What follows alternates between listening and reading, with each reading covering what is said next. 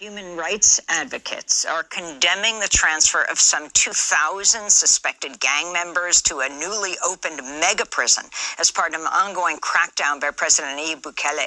Over the weekend, he shared images of prisoners wearing nothing but white shorts being rushed into the prison and sitting in rows with their heads down. The so-called terrorism confinement center has a capacity of 40,000 and is now considered to be the largest prison in the Americas. Bukele's government has been enforcing a state of exception since last March, suspending several constitutional protections and leading to the arbitrary arrest of an estimated 64,000 people.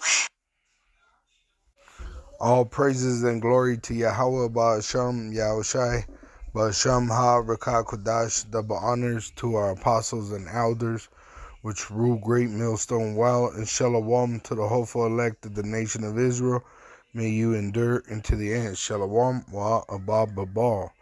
So what you just witnessed in El Salvador is an example of what's going to happen in America. All right, because El Salvador is actually the cryptocurrency capital of the world. All right. So to bring forth this new form of slavery, the so-called white man, the red devil, all right, he has to cause chaos, just like in Ukraine, which is also going digital. All right. So in the act of causing chaos, they're able to put forth their new world order, which they're going to make it mandatory worldwide that everyone has to have the MOTB, the implantable microchip, which they're going to make mandatory for buying and selling, all right, which is an abomination. And if you take that and you allow them to implant it in your body, it is your condemnation. And I'm speaking to the Hebrew Israelites, the so-called Negroes, Latinos, and Native American Indians, which have been scattered throughout the world in slavery. All right? Refuse to accept their device. Okay? Arbitrary. Based on random choice or personal whim rather than any reason or system. So in El Salvador, they canceled the Constitution. They're pushing state acceptance. Pretty much you got to accept what the state pushes forth. And if you don't, you're ending up getting locked up. They said they arrested over 60,000 people on a whim. All right, with no reason. Why? Because the so-called white man, he's bringing forth the new world order, which that new world order is that they have to be microchip'd, or also, all right, they're getting rid of the people. You got to remember that they want to depopulate the earth. You know, they've openly said this, that the earth is overpopulated and they want to depopulate the earth. All right. And what they did was, with this video that I just showed you, they got a bunch of so-called Hispanics or Latinos, all right, or Native American Indians, and made them all look the same with white shorts and bald heads.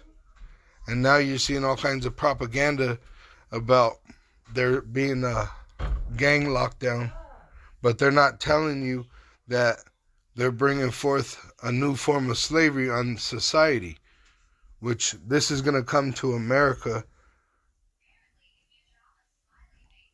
Has arrested prominent opposition figure Juhar Ben Mubarak as detentions of Sayed's critics and political opponents have been ramping up. In El Salvador, human rights advocates are condemning the transfer of some 2,000 suspected gang members to a newly opened Okay? Mega prison as part of an ongoing crackdown by President Nayib Bukele. Over the weekend, he shared. And this is the president of El Salvador. All right? So this shows you what the problem is. The wicked are in power. They're ruling the world. The red man, the devil, the so-called white man, all right, he's ruling the world, and he is the wicked, and that's why the world is in a wicked state. President Nayib Bukele. Over the weekend, he shared images of prisoners wearing nothing but white shorts being rushed into the prison and sitting in rows with their heads down. The so-called terrorism confinement center has a terrorism confinement center. So, for no reason, they're arresting people in El Salvador, all right? And it's for no reason, but they're putting them in terrorist detention centers, all right? That's what's going to happen here. In America, they're going to make it illegal to think any other way than what the state allows. And they're going to make it mandatory that you have a device implanted in your body the size of a grain of rice, which that's going to make it capable for you to buy and sell in their wicked system.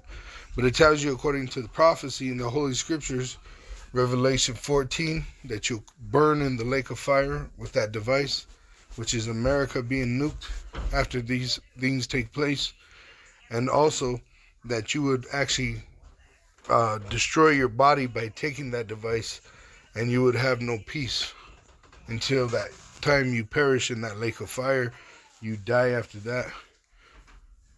Capacity of 40,000 and is now considered to be the largest prison in the Americas. Bukele's government has been enforcing a state of exception since last March, suspending several constitutional protections and leading to the arbitrary arrest of an estimated 64,000 people, many without any ties to gangs or access to due process. Human rights. See? Many without having any connection to the gangs, right? But I see this story being pushed out that they're arresting all these gang members because they're causing tension between the so-called white men and the Israelite, the so-called black, Hispanic, and Native American Indian men. All right, which there's going to eventually be civil war, race war, and then a war in heaven, because the Lord and Savior, Yahweh Shai, he's going to come fight for us.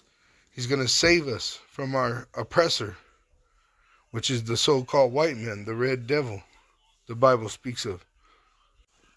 Ties to gangs or access to due process. Human rights groups say at least 80 people have died in police custody. And see, 80 people, 80 Israelites have died in custody, because most of these people are Israelites. The indigenous tribes of South America, of the Caribbean, all right, those are Israelites. The so-called Negroes that came on slave ships from West Africa to America, those are Israelites. All right, and every Israelite that dies goes back to the Lord and cries to Yahweh Shai, and Yahweh Shai is the mediator between the elect and the Father, which the elect are the first fruits of Israel. So it's only going to get worse for the so-called white man, because he's oppressing the Israelites. And he has the prophets standing up on their feet, prophesying, sighing and crying, just as we've been commanded. So soon, the so-called white man, the red devil, all right, he's going to come down with great wrath, knowing that he has but a short time, and he's going to make that device mandatory, the one that's the size of a grain of rice for buying and selling. He's going to make it mandatory that you have it implanted in your body, the charagma, all right, the charax, the charagma, the MOTB, the implantable microchip, all right, refuse it, do not take it, death is gain. Shalom to the hopeful elect. Endure, brothers. All right, just cash. ¿Toman Bitcoin? No. ¿Ustedes toman Bitcoin? No, no, solamente efectivo. All right, just cash. ¿Toman Bitcoin? No. No, okay. ¿Toman Bitcoin? No. No, okay. Bitcoin? No, tampoco. So we're in Surf City. This is one of the major draws for tourists in this area. So far, every single store that we've asked, no one's accepting Bitcoin. It's been 7 months since the president of El Salvador, Nayib Bukele, declared Bitcoin as legal tender. It's the evolution of humankind. So we're going there. But so far, Bitcoin use in military operations has been rising since the Ukrainian army received Bitcoin donations after Moscow started a large-scale operation against Ukraine in February 2022. According to new statistics from blockchain analytics startup Elliptic, within a 12-hour period, there was approximately $400,000 in Bitcoin contributed to Come Back Alive, a Ukrainian nonprofit group that supports the armed forces. Elliptic reported that the crypto donations reached hundreds of thousands of dollars and has been poured into Ukrainian NGOs and volunteer organizations attempting to counter the Russian invasion.